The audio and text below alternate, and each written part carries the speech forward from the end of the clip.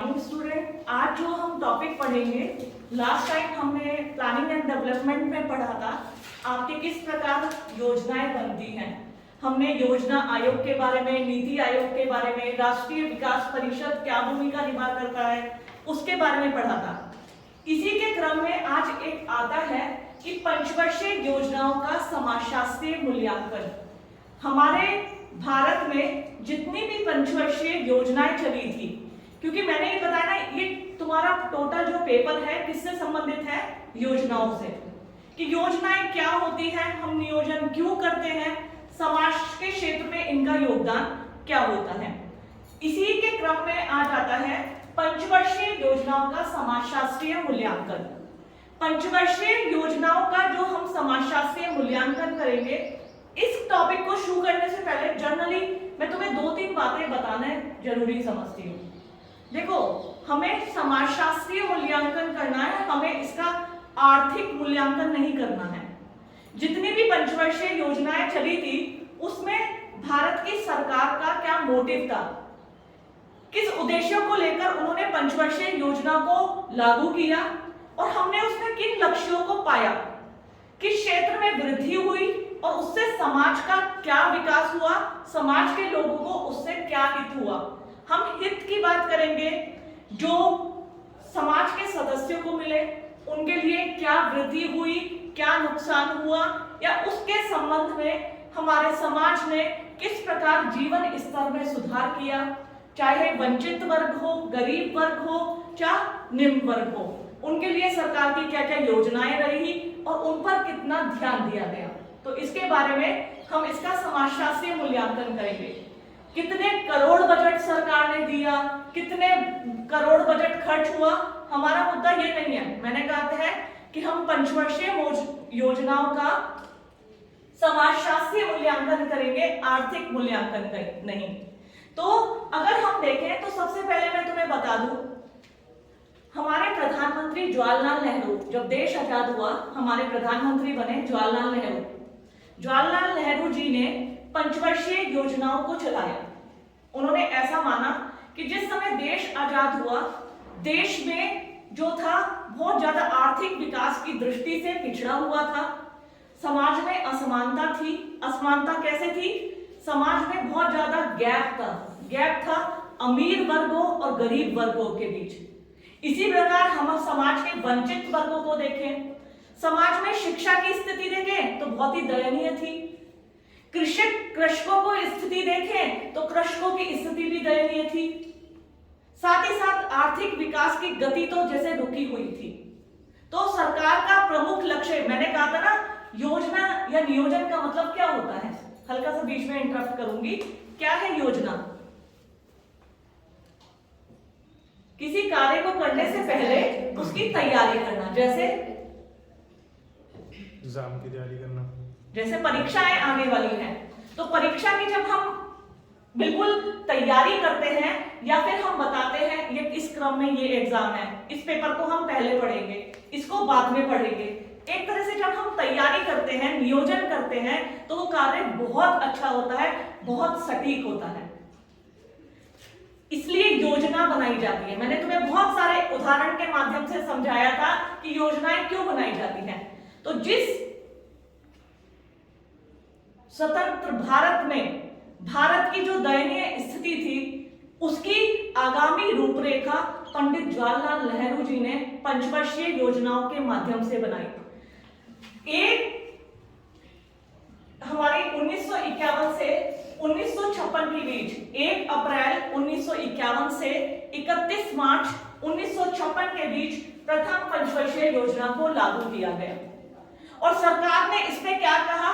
सरकार ने कहा कि प्रथम पंचवर्षीय योजना के माध्यम से सरकार औद्योगिक विकास को, कृषि के माध्यम से उत्पादन ज्यादा से ज्यादा हो सके। देखिए, अगर तुमने ग्रीन रेवोल्यूशन शब्द सुना है, हरित क्रांति, या बहुत सारे रेवोल्यूशन शब्द सुनते हैं तुम, क्रांति जैसे श्वेत क्रांति, नीली क्रांति, अब तो भूरी क्रांति, गुलाबी क्रांति, बहुत सारी क्रांतियां अस्तित्व में आ गई। लेकिन सबसे पहले जो क्रांति शुरू हुई थी वो 1857 की क्रांति थी। उसके बाद जब हम क्रांति शब्द सुना, उसका अर्थ था हरित क्रांति से। हरित क्रांति में था कि किसान अपने अपने खेतों में फसलों को तो उपजाते थे, लेकिन जिस हिसाब से खेत जितना बड़ा क्षेत्रफल का होता था, उस मात्रा में उपज नहीं मिल पाती थी। तो सरकार ने कहा कि ऐसी योजनाएं चलाई जाएं, किसानों को ऐसे यंत्र, खाद, ऐसी कृषि की नवीन तकनीकियों से अवगत कराया जाए कि जिस क्षेत्रफल से वो कम उपज हासिल करते थे, उसी क्षेत्रफल के दायरे से उनको ज्यादा उपज हासिल हो, उनकी गुणवत्ता अच्छी हो। इसके लिए कृषि क्षेत्र पर ध्यान दिया गया। प्रथम पंचवर्षीय योजना 1 अप्रैल 1951 को शुरू हुई थी और ये 31 मार्च 1956 तक थी। इसका प्रमुख मोटिव था सरकार का औद्योगिक विकास। मैंने बताया अभी जब देश आजाद हुआ तो यहाँ का औद्योगिक विकास न के बराबर था। तो सरकार ने सबसे ज्यादा फोकस किया औद्योगिक विकास पर। कृषि के माध्यम से कृषि उत्पादन अधिक से अधिक हो सके, तो कृषि उत्पादन पर और औद्योगिक विकास और कृषि उत्पादन के माध्यम से सरकार ने रोजगार के अवसर कहा कि ज्यादा से ज्यादा मिले, ज्यादा से ज्यादा लोगों को रोजगार मिले तो लोगों का जीवन स्तर क्या होगा, अच्छा होगा। तो प्रथम पंचवर्षीय योजना का जो उद्देश्य था वो कृषि पर, कृषि से ज्यादा उपज प्राप्त हो सके, औद्योगिक विकास हो सके, इस पर केंद्रित था। इसी प्रकार द्वितीय पंचवर्षीय योजना आई 1 अप्रैल 1956 से 31 मार्च 1961। 1 अप्रैल 1956 से 31 मार्च 1961 था। इसमें भी सबसे ज्यादा क्या जोर दिया गया? देखिए, किसी भी देश की वृद्धि, आर्थिक विकास का आकलन किया जाता है उसकी राष्ट्रीय आय से। अगर हमारी राष्ट्रीय आय कम होती है तो उससे विकास दर के क्षेत्र में देश अन्य देशों की तुलना में पिछड़ता जाता है। तो द्वितीय पंचवर्षीय योजना में सबसे ज्यादा जोर दिया गया कि देश की जो राष्ट्रीय आय है उसको बढ़ाने पर जोर दिया गया। और वो कैसे बढ़ सकती थी कि जब हम उद्योगों का विकास करें। तो उन्होंने कहा कि रोजगार के अवसर पैदा करें। हाँ, लोगों को रोजगार मिलेगा, रोजगार मिलेगा तो वो काम करेंगे, उत्पादन बढ़ेगा, उत्पादन बढ़ेगा तो मुनाफा होगा, मुनाफा होगा तो राष्ट्रीय आय में वृद्धि होगी। तो सरकार ने राष्ट्रीय आय में वृद्धि, औद्योगिक विकास और रोजगार के अवसर ज्यादा से ज्यादा उपलब्ध हो, इसको फोकस किया था द्वितीय पंचवर्षीय योजना में।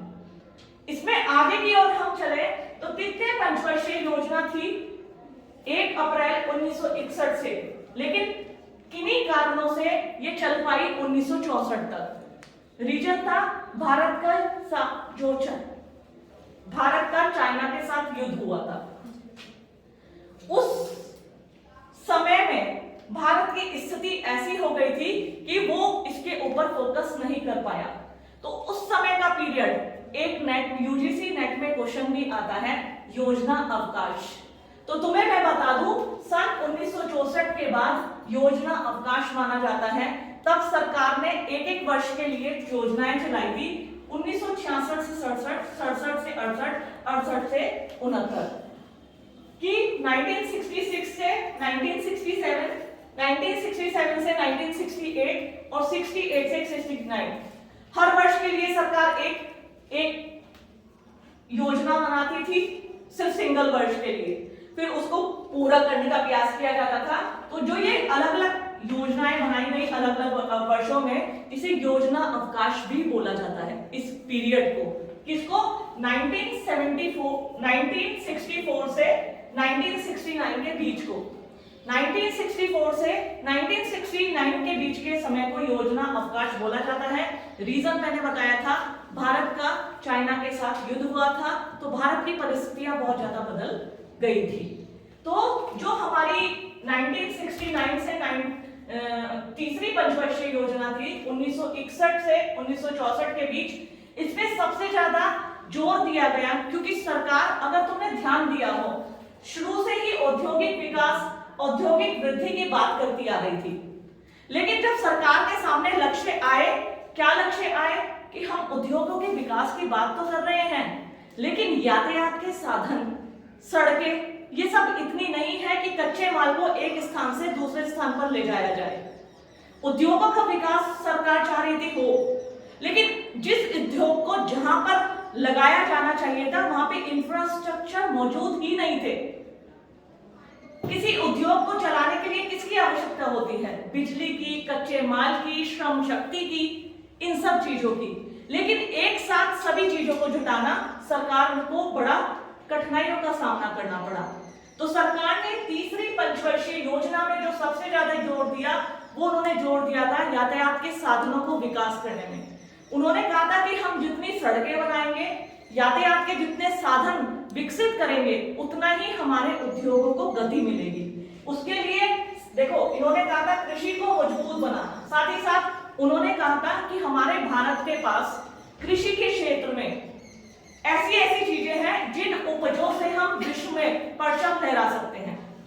मान लिया हम लोहा इस्पात उद्योग स्थापित ज्यादा नहीं कर सकते थे, अन्य उद्योग नहीं कर सकते थे, लेकिन भारत की जो भौगोलिक परिस्थितियां थी, इस भौगोलिक परिस्थितियों के अनुरूप भारत के पास ऐसी फसलें थी जिनका उत्पादन, ऐसे फल थे, ऐसे मसाले थे जिसका उत्पादन कर भारत विश्व तक अपनी पहचान बना सकता था। लेकिन कमी कहाँ आई? ट्रांसपोर्ट की। तब सरकार ने तीसरी पंचवर्षीय योजना में जोर दिया कृषि को मजबूत बनाने में, यातायात और संचार के साधन को विकसित करने में। लेकिन उसी बीच भारत का चाइना के साथ युद्ध हुआ तो ये योजना अवकाश हुआ। 3 लघु अवधि के लिए योजनाएं बनाई गई।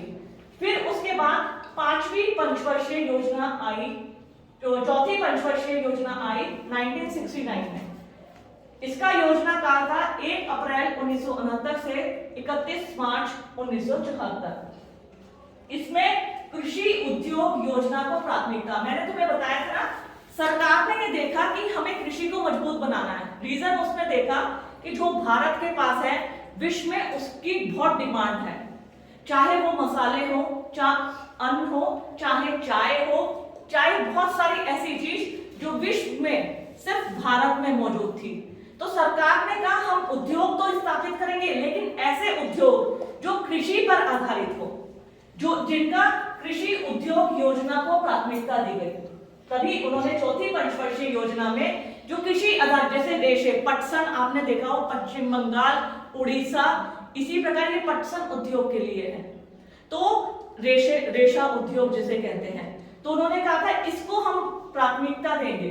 सूती, यहाँ पे कपास बहुत होती है भारत में, सूती वस्त्रों की डिमांड पूरे वर्ल्ड में बहुत ज्यादा होती है।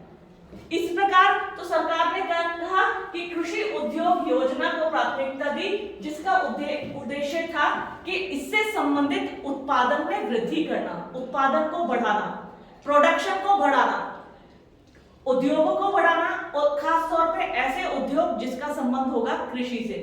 और कृषि के माध्यम से जो उद्योग होंगे उससे क्या होगा? उत्पादन में वृद्धि होगी। देखिए, जब उत्पादन में वृद्धि होगी तो उससे क्या होगा? देश की राष्ट्रीय आय में वृद्धि होती है, लोगों के जीवन स्तर में सुधार होता है, ऐसे ही ऐसे देश का विकास होता है। तो नेक्स्ट अब हम आते हैं पांचवी पंचवर्षीय योजना, जो कि शुरू हुई थी 1 अप्रैल 1974 से 31 मार्च 1979 तक। इसमें जोर दिया गया, अब देखा गया हमें स्किल्स की जरूरत पड़ने लगी। सरकार ने देखा अरे शिक्षा का स्तर तो कम है भारत में, हम रोजगार के अवसर की बात तो कर रहे हैं, तो सरकार ने जोर दिया कि 15 वर्ष तक के बच्चों के लिए शिक्षा को अनिवार्य कर दिया गया। सरकार ने कहा कि सबसे ज्यादा शिक्षा पे फोकस किया जाएगा, लोग शिक्षित होंगे तो रोजगार के अवसर उन्हें ज्यादा हासिल होंगे। तो उन्होंने सबसे ज्यादा जोर दिया शिक्षा पर, 15 वर्ष तक के बच्चों के लिए शिक्षा पर जोर दिया। साथ ही साथ उन्होंने आत्मनिर्भरता की बात की, लोग आत्मनिर्भर बने, शिक्षा हासिल करें, अपने पैरों पे खड़े हुए, रोजगार में वृद्धि, साथ ही साथ जनसंख्या तीव्र गति से बढ़ रही थी। जो ये योजना काल था, इस काल में सबसे ज्यादा अगर हम 1991 में बात करें, 1981 से 1991 तक भारत की जनसंख्या जो है वो तीव्र गति से आगे बढ़ती जा रही थी। तो सरकार के सामने एक लक्ष्य भी आ गया कि हम आर्थिक विकास तो हासिल कर रहे हैं, लेकिन जिस हिसाब से जनसंख्या बढ़ रही है उससे हम पिछड़ ना जाए। तो सरकार ने पंचवर्षीय योजना में, खासतौर पे अपनी पांचवी पंचवर्षीय योजना में जनसंख्या नियंत्रण पर भी जोर दिया। तो ध्यान रखना, आत्मनिर्भरता, रोजगार में वृद्धि, जनसंख्या नियंत्रण, 15 वर्ष तक के बच्चों के लिए शिक्षा को अनिवार्य किया गया, कृषि उद्योग को प्राथमिकता दी गई और उस पर जोर दिया गया। नेक्स्ट आती है छठी पंचवर्षीय योजना। देखिए, छठी पंचवर्षीय योजना जो थी, इस काल में क्या हुआ, 1977 में कांग्रेस सरकार जो थी वो इलेक्शन में हार गई थी। तो जो तुम ये गैप देख रहे हो ना 79 से 80 का बीच, तो वो इसलिए गैप हुआ कि उन्होंने एक वर्ष पूर्व ही इस योजना को समाप्त कर दिया सरकार, नई सरकार ने। तो जब छठी पंचवर्षीय योजना चली तो उसका काल था 1980 से 1985 के बीच। सबसे ज्यादा इसमें जोर दिया गया गरीबी हटाने पर। जनसंख्या तीव्र गति से बढ़ गई थी, तो जितने हमने आर्थिक विकास के लक्ष्य हासिल किए थे उसमें भी हम पिछड़ गए, क्योंकि गरीबी की जो दर थी वो जनसंख्या बढ़ने के साथ साथ तीव्र गति से बढ़ी।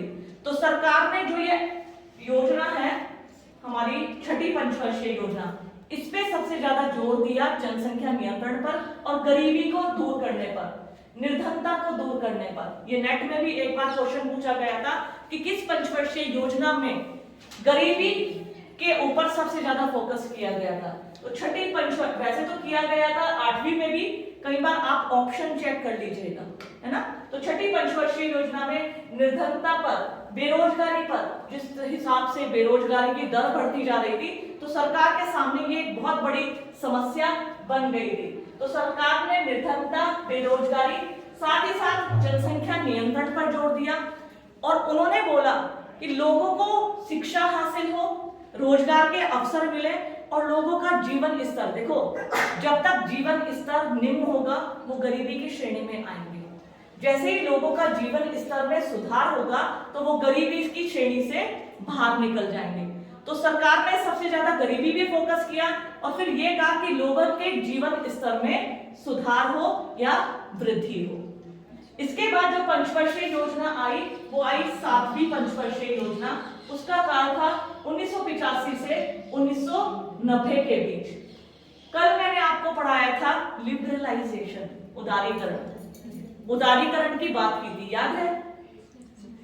जो देश था वो तक धीरे धीरे चल रहा था आगे, आर्थिक विकास, कृषि उत्पादन, शिक्षा, इन क्षेत्रों में कोशिश की गई कि देश आगे निकले। लेकिन समस्या कहां आ रही थी कि हमारे पास नई टेक्नोलॉजी का अभाव था, नए उद्योग धंधों का अभाव था, हमें आधुनिक होने की आवश्यकता थी। तो इस पे फोकस किया गया जो हमारी 7वीं पंचवर्षीय योजना पर, मॉडर्नाइजेशन पर, आधुनिकीकरण पर इसमें जोर दिया गया। इसमें बात की गई आत्मनिर्भरता की, सामाजिक न्याय की और उत्पादन में वृद्धि की।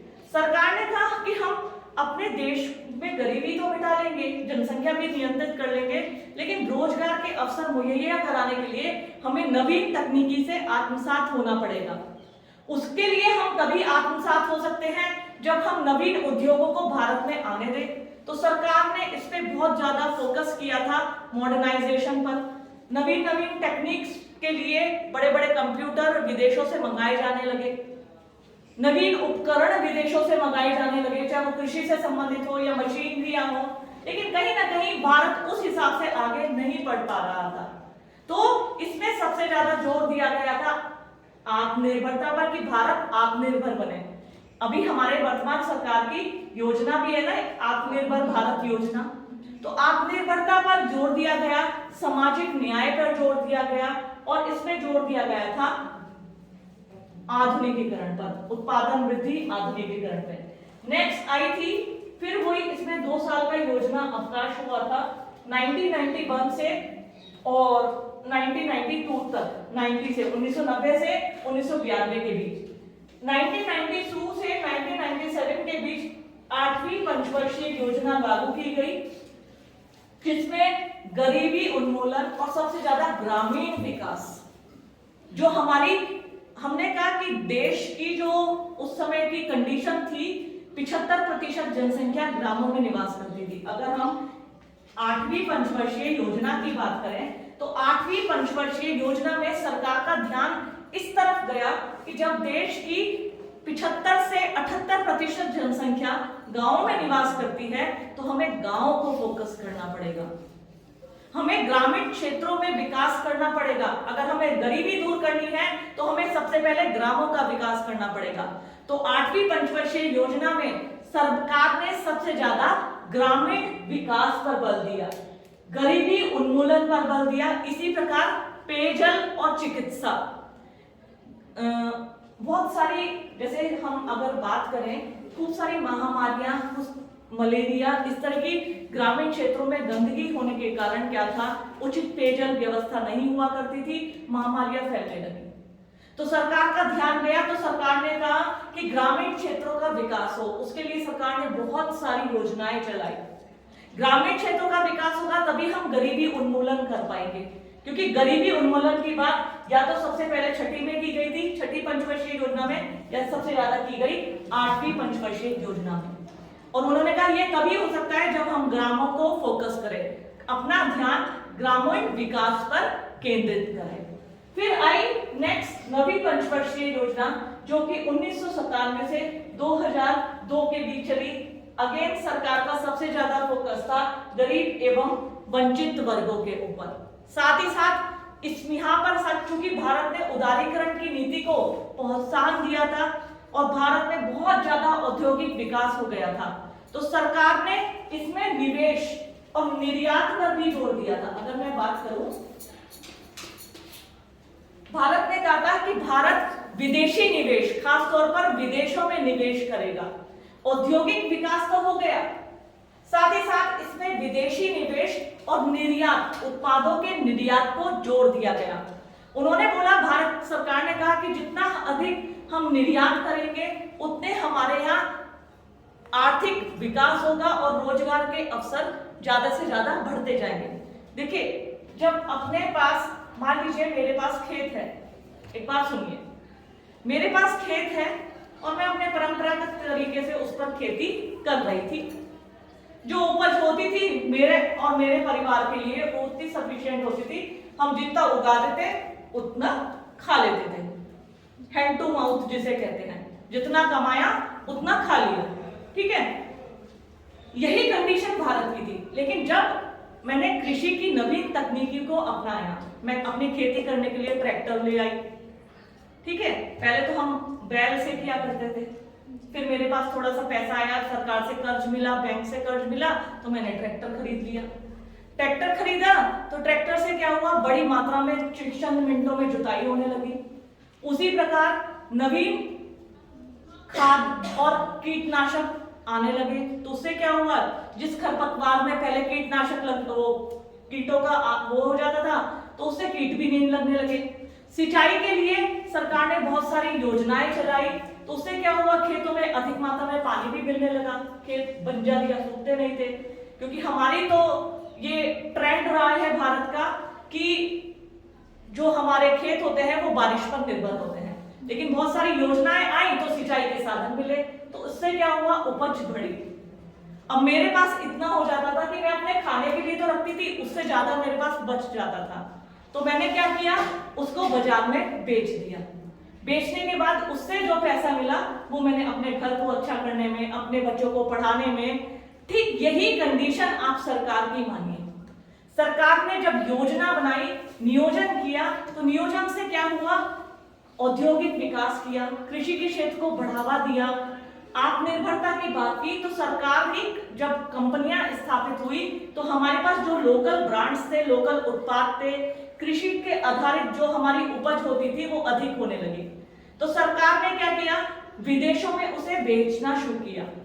विदेशी निवेश, जो सबसे ज्यादा 8वीं पंचवर्षीय योजना, सॉरी 9वीं पंचवर्षीय योजना थी, इसमें सबसे ज्यादा विदेशी निवेश पर जोर दिया गया। और साथ ही साथ आयात और निर्यात, तुम्हें एक्सपोर्ट और इंपोर्ट तो पता है ना, आयात कहते हैं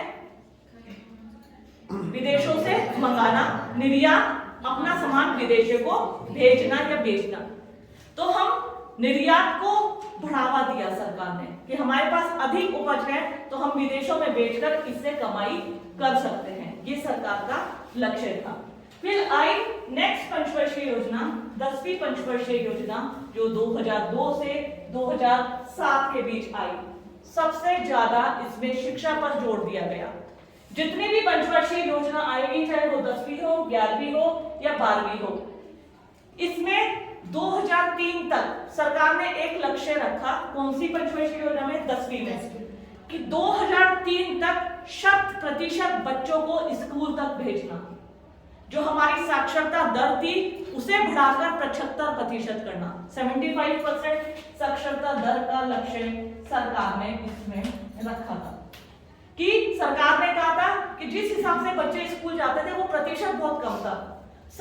सरकार ने निशुल्क शिक्षा वितरित कर दी, सर्व शिक्षा अभियान चलाया और उसका उद्देश्य था कि जितने भी गांव, नगर, शहर है उसमें 100% बच्चे 2003 तक स्कूलों में दाखिला ले लें और हमारी जो साक्षरता प्रतिशत थी वो बढ़कर 75% चली जाए। ये सरकार का लक्ष्य था और रोजगार के साधन उपलब्ध हो।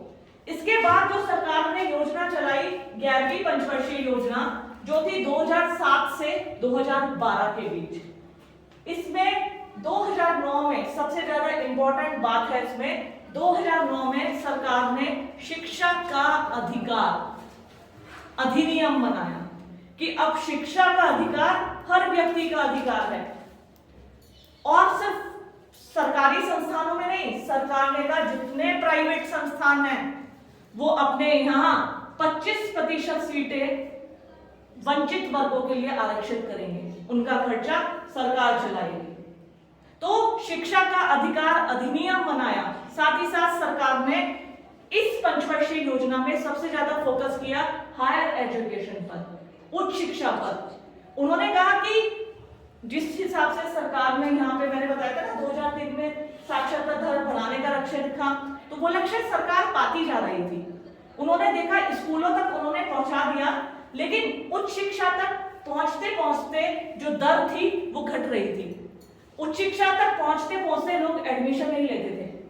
अगर 100% लोग, सरकार का जो लक्ष्य था कि 100% बच्चे स्कूलों तक पहुंच गए, तो सरकार का वो लक्ष्य तो हासिल किया, लेकिन सरकार ने देखा उसके बावजूद मात्र 20% लोग ही हायर एजुकेशन तक पहुंच पा रहे थे।